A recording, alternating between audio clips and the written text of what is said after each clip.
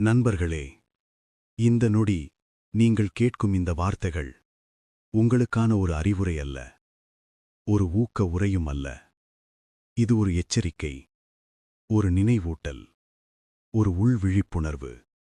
ஏனென்றால் மனிதனின் வாழ்க்கையில் அதிகமாக பாதிப்பை ஏற்படுத்தும் விஷயம் வெளியிலிருந்து வருவதில்லை, அது உள்ளே இருந்து மிக அமைதியாக தொடர்ந்து நடக்கிறது.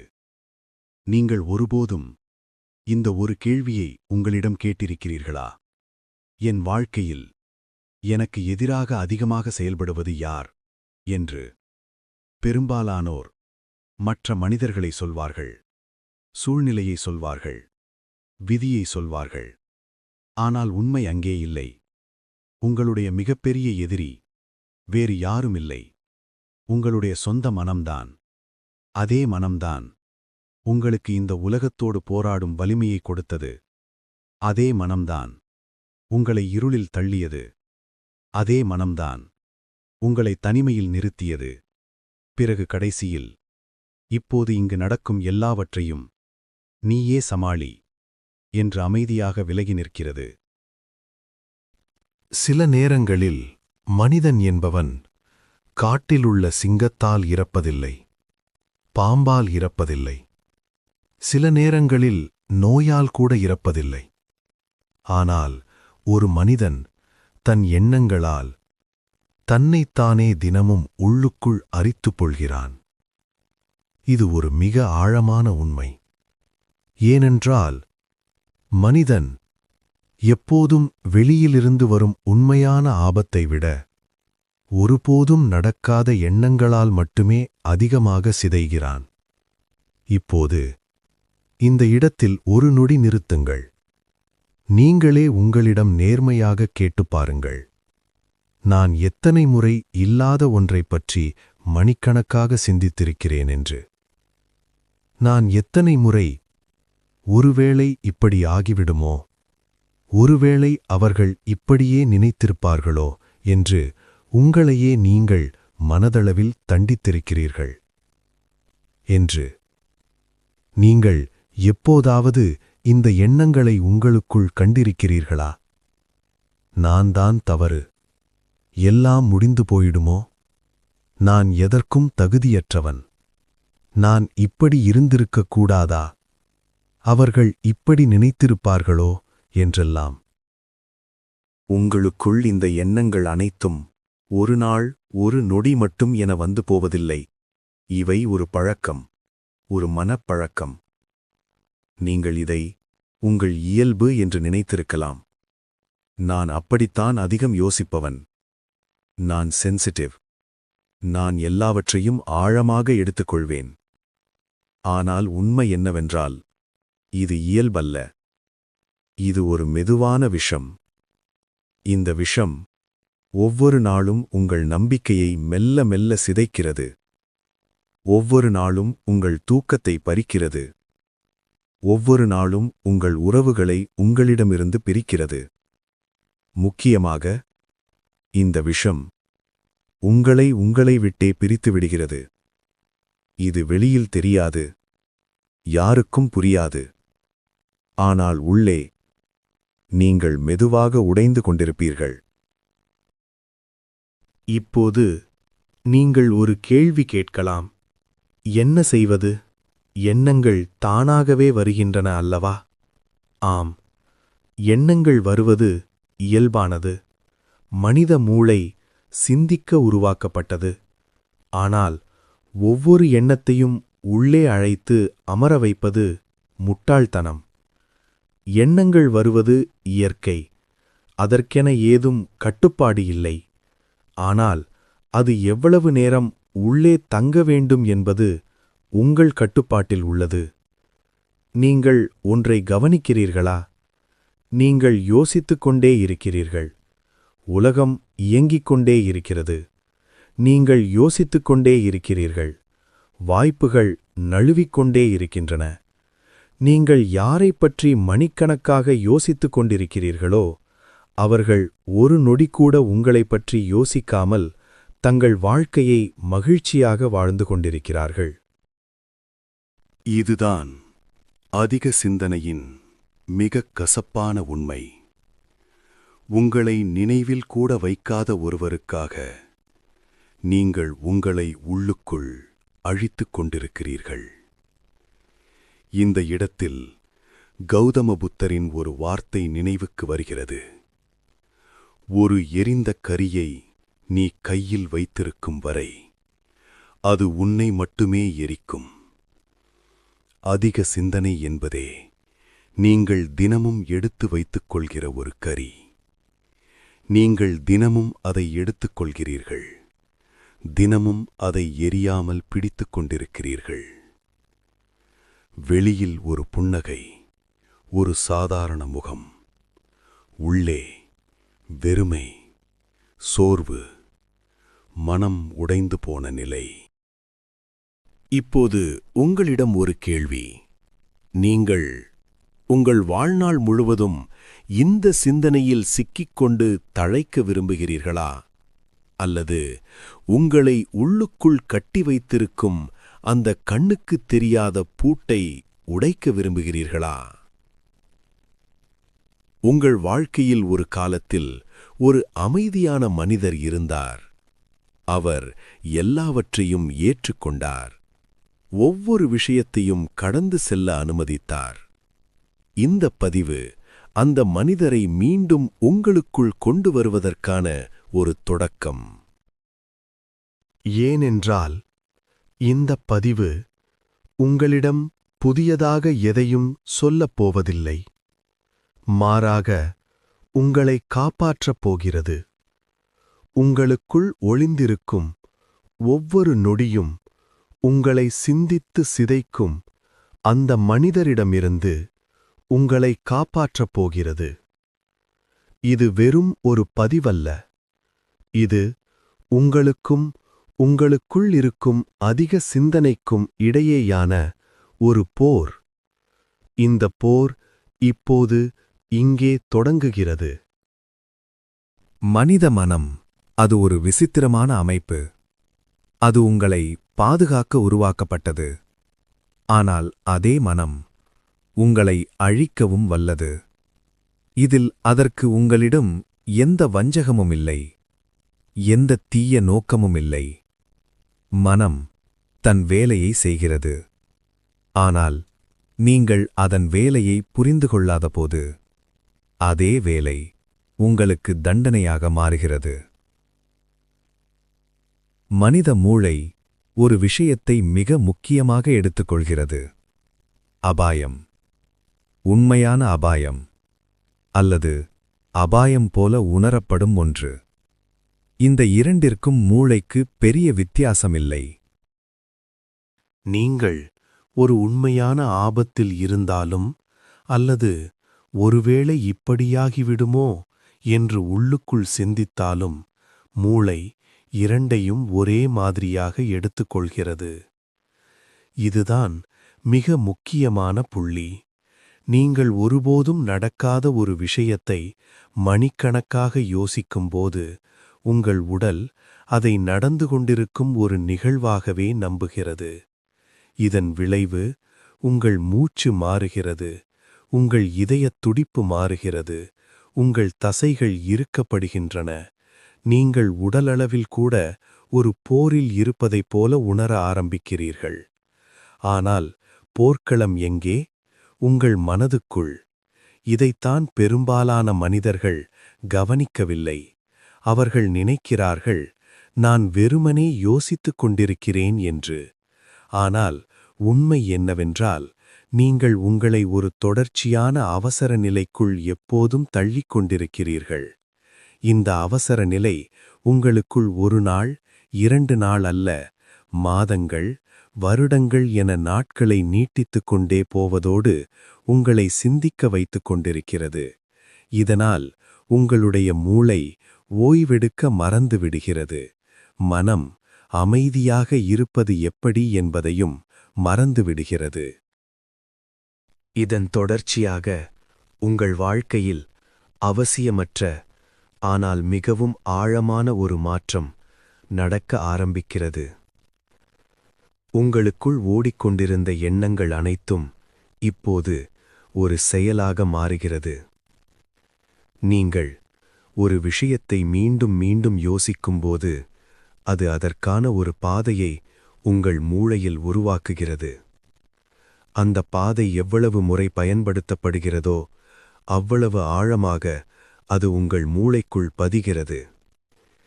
பிறகு நீங்கள் எந்த ஒரு சிறிய முயற்சி கூட செய்யாமல் அதே எண்ணங்கள் அதே பாதையில் தானாகவே உங்களுக்குள் ஓட ஆரம்பிக்கின்றன.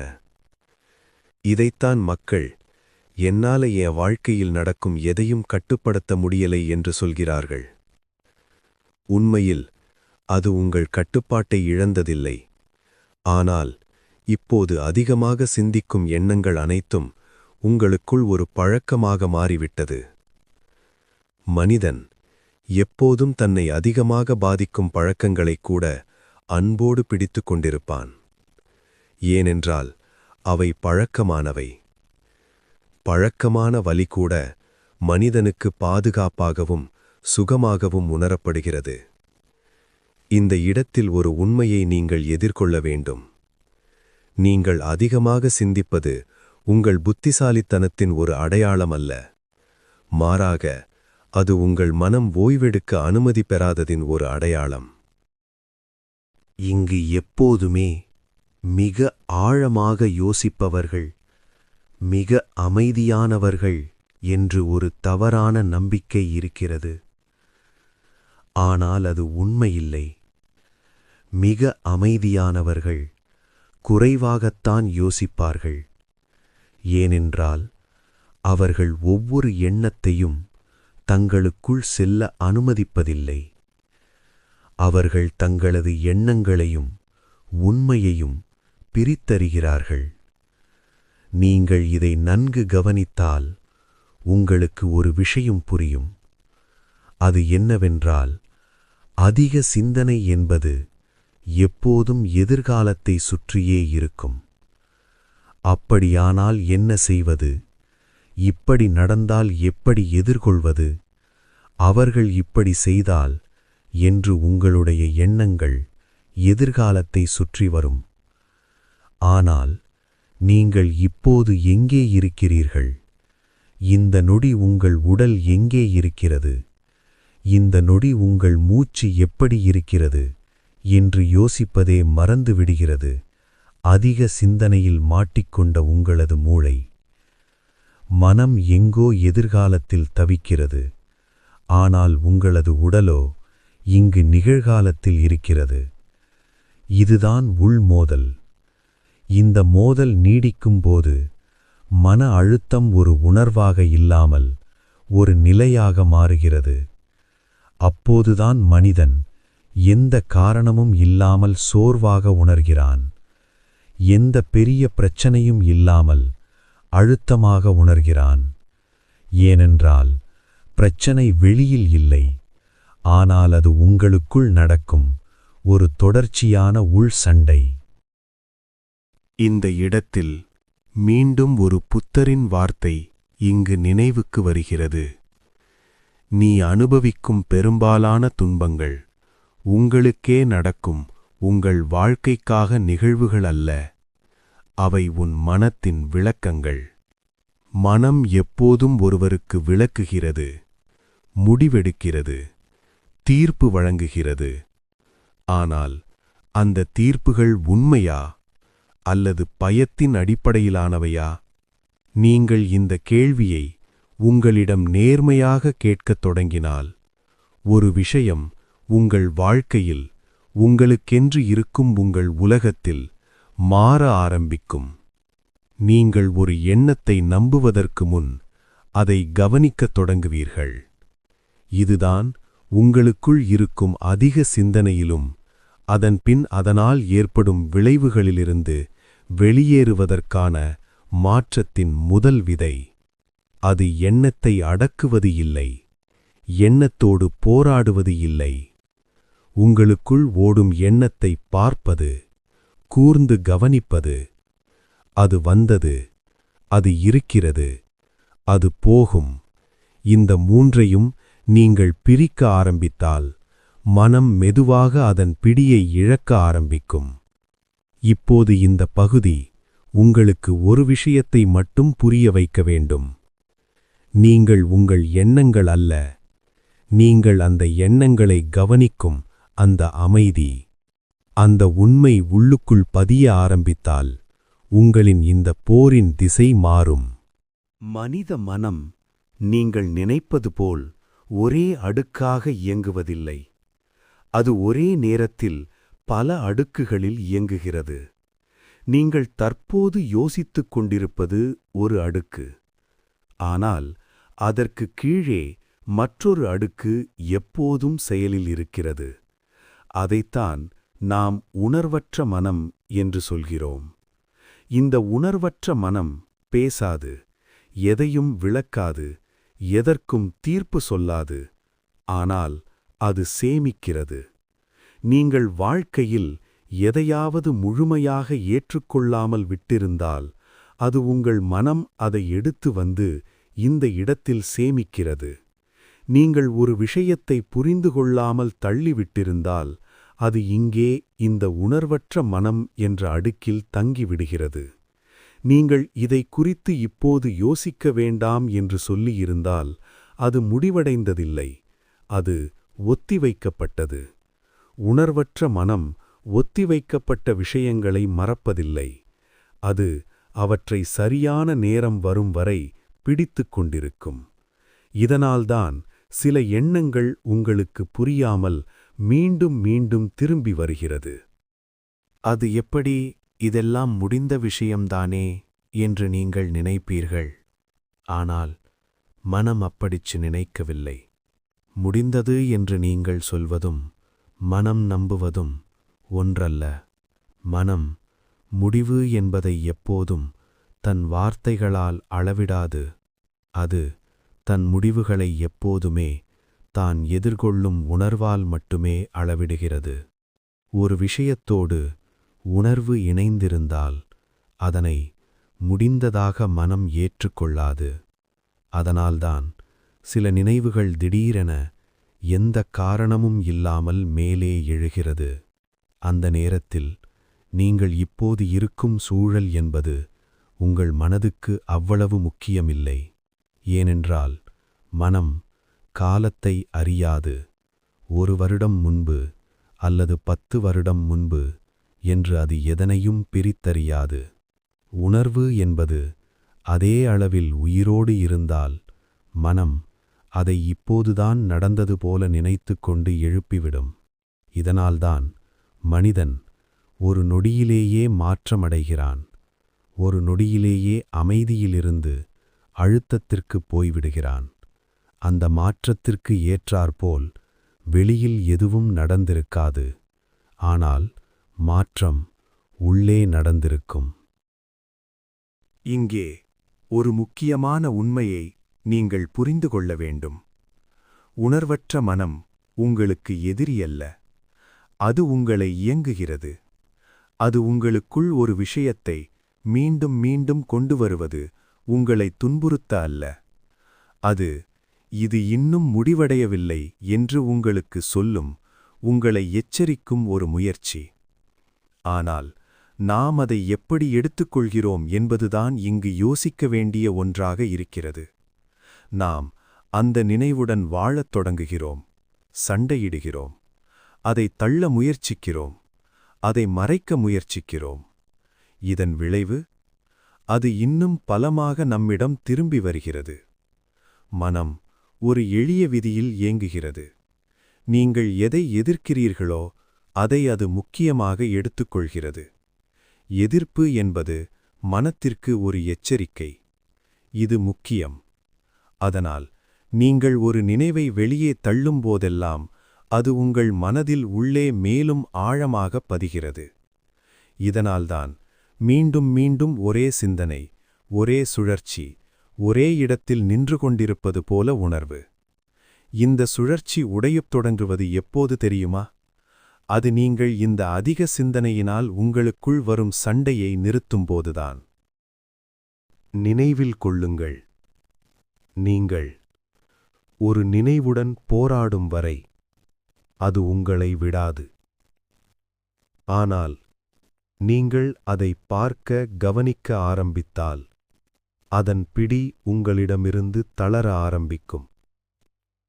ஒரு விஷயத்தை பார்ப்பது என்பது அதை ஏற்றுக்கொள்வதல்ல, அனுமதிப்பதும் அல்ல.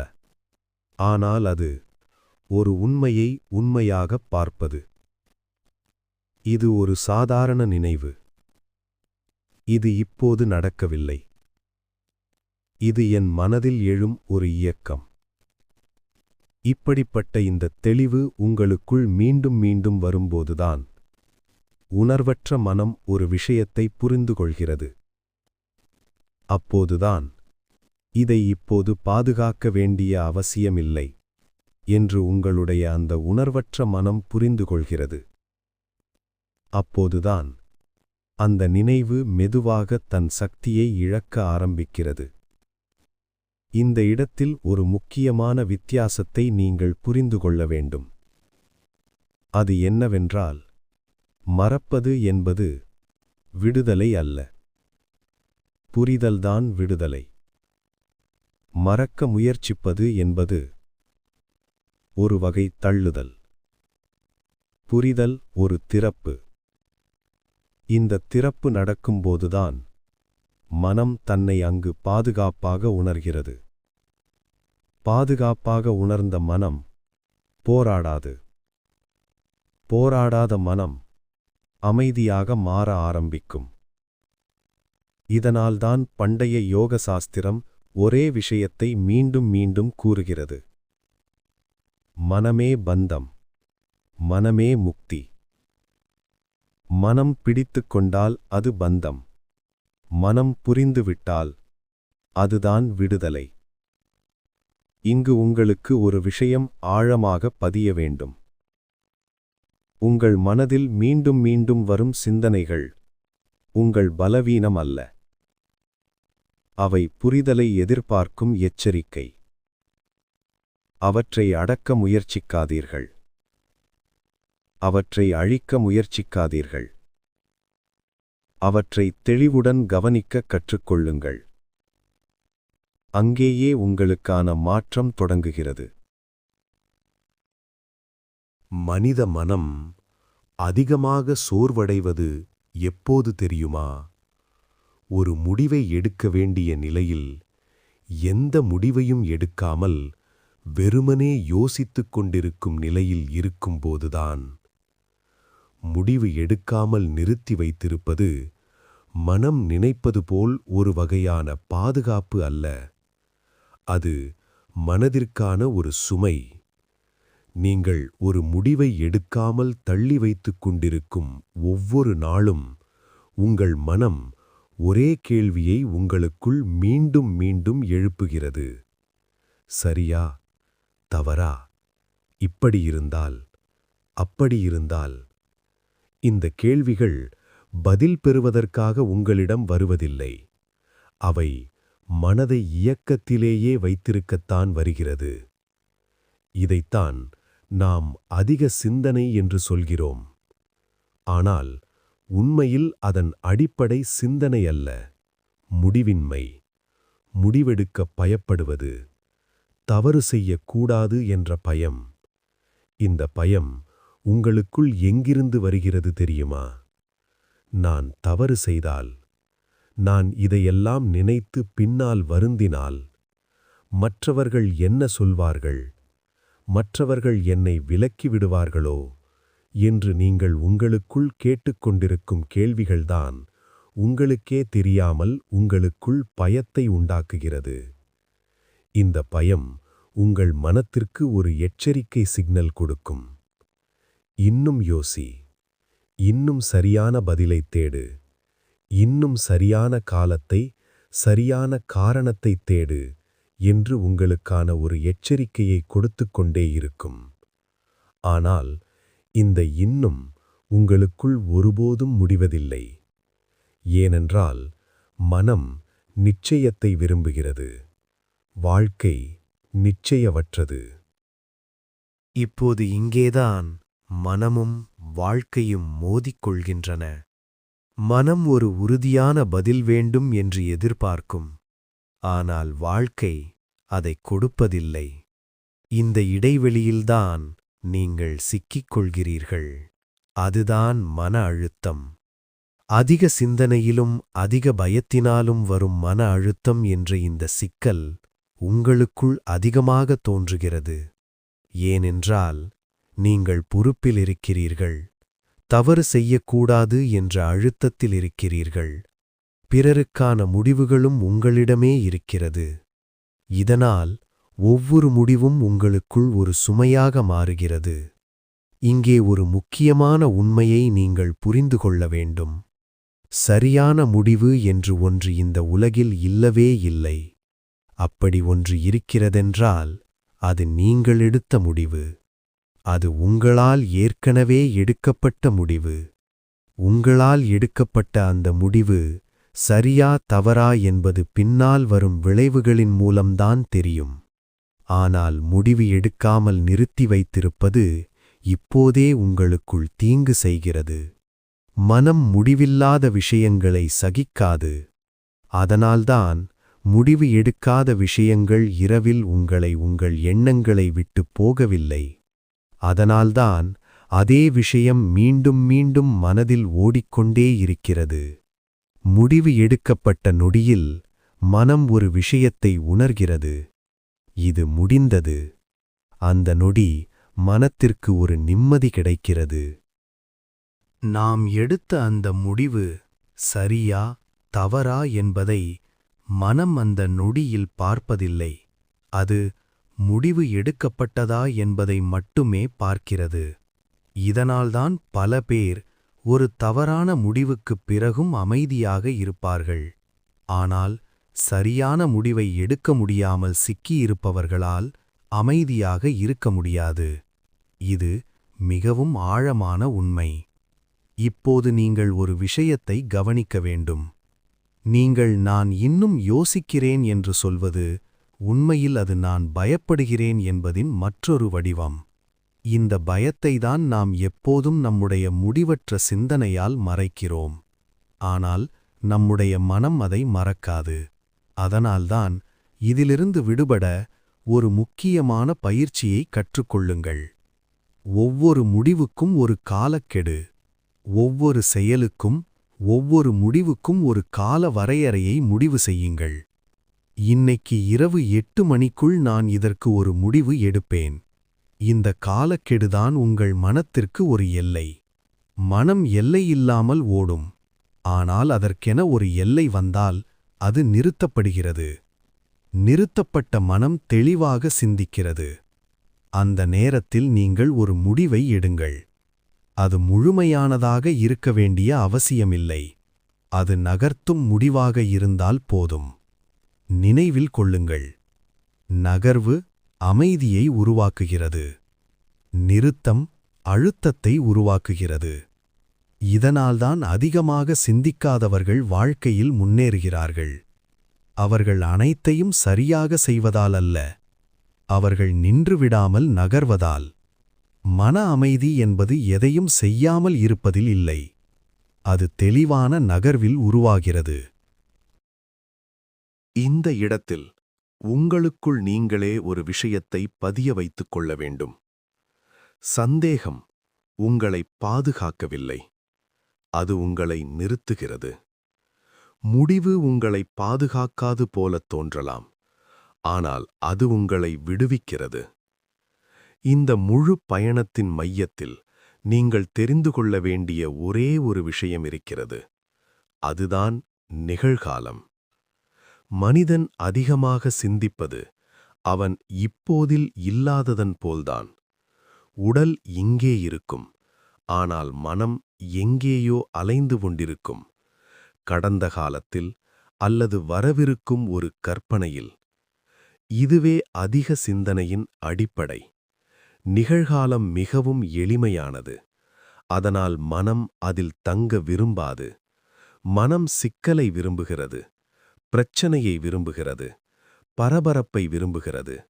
நிகழ்காலம் அமைதியானது. அமைதி மனத்திற்கு பயமாகத் தோன்றுகிறது. இதனால்தான் நீங்கள் ஒரு நொடி அமைதியாக இருக்க முயன்றால் மனம் உடனே ஏதாவது எண்ணத்தை எழுப்புகிறது. அந்த எண்ணம் முக்கியமானது போல உங்களுக்குள் தோன்றும். ஆனால் அது ஒரு பழக்கம். இந்த பழக்கத்தை உடைக்க ஒரே வழி கவனம். கவனம் என்பது சிந்தனை அல்ல. அது நீங்கள் எங்கே இருக்கிறீர்கள் என்பதை உணர்வது. இந்த நொடி நீங்கள் சுவாசிக்கிறீர்கள். இந்த நொடி உங்கள் உடல் இங்கே இருக்கிறது. இதுதான் உண்மை. மற்ற அனைத்தும் மனத்தின் உருவாக்கம். கவனம் நிகழ்காலத்திற்கு திரும்பும் போதெல்லாம் மனம் தன் சக்தியை இழக்க ஆரம்பிக்கும். ஏனென்றால் மனம் காலத்தின் மேல்தான் இயங்குகிறது.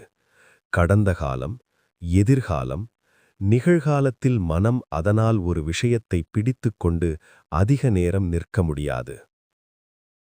இதனால்தான் கவனம் மனத்தின் காவலனாக மாறுகிறது. நீங்கள் ஒவ்வொரு முறையும் உங்கள் கவனத்தை வேறு ஒன்றுக்கு திசை திருப்பும்போது நீங்கள் மனத்திற்கு ஒரு எல்லை வைக்கிறீர்கள். இந்த எல்லை மனத்திற்கு தேவை. எல்லையில்லாத மனம் அதிக சிந்தனைக்குப் போகும். இப்போது ஒரு முக்கியமான உண்மையை புரிந்து கொள்ள வேண்டும். அதிக சிந்தனை என்பது உங்களிடமிருந்து ஒரே நாளில் போய்விடாது. இது ஒரு பழக்கம். பழக்கங்கள் மாற நேரம் தேவை. ஆனால் ஒவ்வொரு முறையும் நீங்கள் சிந்தனையை கவனித்து இது இப்போது நடக்கவில்லை என்று உங்களை நீங்களே நினைவூட்டும்போது நீங்கள் ஒரு பயிற்சி செய்கிறீர்கள். இந்த பயிற்சி மெதுவாக மனத்தை மாற்றுகிறது. மனம் ஒரு குழந்தை போல. அடித்தால் அது பிடிவாதமாகும். அன்போடு வழிகாட்டினால் அது கேட்கும். அதனால்தான் மனத்துடன் சண்டையிட வேண்டாம். அதை கட்டுப்படுத்த முயற்சிக்க வேண்டாம். அதை கவனிக்க கற்றுக்கொள்ளுங்கள். கவனிப்பு என்பது மிகப்பெரிய சக்தி. கவனிக்கப்பட்ட சிந்தனை தன்னுடைய பிடியை இழக்கிறது. கவனிக்கப்படாத சிந்தனை உங்களை தன்னுடனே இழுத்துச் செல்லும். இதனால்தான் இந்த முழு தொடரின் ஒரே ஒரு முக்கியமான பயிற்சி சிந்தனை கவனித்தல். கவனிக்கவும். சிந்தனை வரும். கவனியுங்கள். உணர்வு வரும். கவனியுங்கள். பயம் வரும். கவனியுங்கள். உடனே பதில் கொடுக்க வேண்டாம். உடனே முடிவு செய்ய வேண்டாம். உடனே சண்டையிட வேண்டாம். இந்த இடைவெளி மனிதனை விடுவிக்கிறது. இந்த இடைவெளியில்தான் நீங்கள் மனத்தின் எஜமானராக மாறுகிறீர்கள். மனம் எப்போதும் உங்களை இயக்க முயற்சிக்கும். அது அதன் இயல்பு. ஆனால் நீங்கள் அதை எப்படி கையாளுகிறீர்கள் என்பதே வாழ்க்கை. மனதை உடனே இப்போதே இங்கேயே முழுமையாக அமைதியாக மாற்ற வேண்டும் என்று எதிர்பார்க்க வேண்டாம். அது ஒரு தவறான எதிர்பார்ப்பு. மனத்தை தெளிவாக மாற்றுங்கள். மனத்தை உங்கள் வாழ்க்கைக்கு சேவை செய்ய பயிற்சி செய்யுங்கள். இதுவே உண்மையான மனக்கட்டுப்பாடு. இந்த முழு பயணத்தின் இறுதியில் ஒரு விஷயம் மட்டும் நினைவில் வைத்துக் கொள்ளுங்கள். உங்கள் மனம் உங்கள் எதிரி அல்ல. அது உங்கள் கருவி. ஆனால் கருவியை நீங்கள் பயன்படுத்த வேண்டும். அது உங்களை பயன்படுத்த விடக்கூடாது. இந்த நொடி மட்டுமே உண்மை. இந்த நொடி மட்டுமே உங்களிடம் உள்ளது. நாளை உறுதியில்லை. நேற்று மாறாது. ஆனால் இந்த நொடி மாற்றத்திற்கான ஒரு வாய்ப்பு. இந்த நொடியில் நீங்கள் கவனமாக இருந்தால் மனம் உங்களுடன் இணங்க ஆரம்பிக்கும். அங்கேயே அமைதி. அங்கேயே தெளிவு. அங்கேயே வாழ்க்கை. மனம் உங்களுடன் இணங்க ஆரம்பிக்கும் அந்த நேரத்தில்தான் உங்களுக்குள் ஒரு தெளிவு வரும். உங்களுக்கான ஒரு அமைதி பிறக்கும். உங்களுக்கான ஒரு வாழ்க்கை தொடங்கும். இவ்வளவு நேரம் நீங்கள் கேட்டது எந்த புதிய விஷயமும் அல்ல. புதிதாக சொல்லப்பட்ட உண்மையும் அல்ல. இவை எல்லாமே உங்களுக்குள் ஏற்கனவே இருந்தவை. ஆனால் நீங்கள் கவனிக்காமல் விட்டவை. மனிதன் வாழ்க்கையில் அதிகமான மாற்றங்கள் எப்போதும் ஒரே நாளில் நடப்பதில்லை. ஒரே முடிவில் உருவாவதில்லை. அவை மிக மெதுவாக, மிக அமைதியாக, மனதின் உள்ளே சேர்ந்து சேர்ந்து ஒரு நாளில் வாழ்க்கையாக மாறுகிறது. நீங்கள் இன்று புரிந்து கொண்டது ஒரு கருத்தல்ல, ஒரு தத்துவமல்ல. அது உங்கள் மனம் தன்னைத்தானே அடையாளம் கண்டுகொண்ட ஒரு நொடி. இனி எதையும் வற்புறுத்த வேண்டிய அவசியமில்லை. எதையும் பிடித்து இழுத்துக் கொள்ள வேண்டியதும் இல்லை. விடயங்கள் வரவேண்டிய நேரத்தில் வரும்.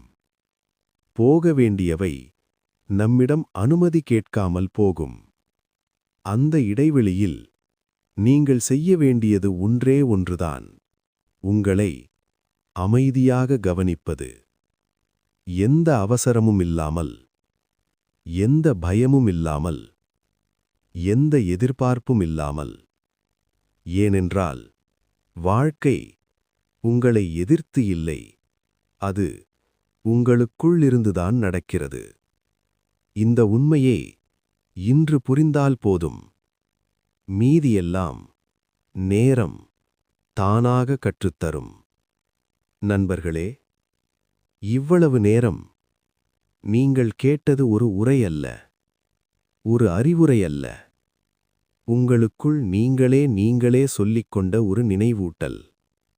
இந்த வார்த்தைகள் உங்களுக்கு சிறிதளவாவது அமைதியை தந்திருந்தால், உங்கள் மனதின் ஒரு சின்ன குழப்பத்தையாவது மெதுவாக அழித்திருந்தால், அந்த அமைதியை உங்களுக்குள் மட்டும் வைத்துக் கொள்ள வேண்டாம். இதை இன்னொருவருடன் பகிர்ந்து கொள்ளலாம். ஒரு நண்பருக்கு, அல்லது இதேபோல மனதில் சுமையோடு அமைதியாக நடந்து கொண்டிருக்கும் ஒரு மனிதருக்கு. இந்த சேனல் உங்களை மாற்றுவதற்காக இல்லை. உங்களை நீங்கள் நினைவுபடுத்திக் கொள்ள உதவுவதற்காக மட்டுமே. அதனால் இந்த பயணம் தொடர வேண்டும் என்று நீங்கள் நினைத்தால், மெதுவாக இந்த சேனலை சப்ஸ்கிரைப் செய்யலாம். அது ஒரு கிளிக் அல்ல. இது உங்களுக்கும் இந்த அமைதிக்கும் இடையில் ஒரு சிறிய உறுதி. இப்போது வார்த்தைகள் முடிந்த பிறகும் உங்கள் மனதில் ஏதேனும் ஒரு எண்ணம் மிச்சமிருந்தால், அதை கமெண்ட்ல எழுத வேண்டிய அவசியமில்லை. ஆனால் எழுதத் தோன்றினால் அமைதியாக ஒரு வரி போதும். யாருக்கும் பதில் சொல்ல வேண்டியதில்லை. ஏனென்றால் இது ஒரு விவாதமல்ல, ஒரு பகிர்வு. இந்த அமைதி உங்களோடு இருக்கட்டும். மீதியெல்லாம் நேரம் தானாகவே நடத்திக் கொள்ளும். இப்போது இருந்து உங்கள் வாழ்க்கையை வாழத் தொடங்குங்கள். நன்றி, வணக்கம்.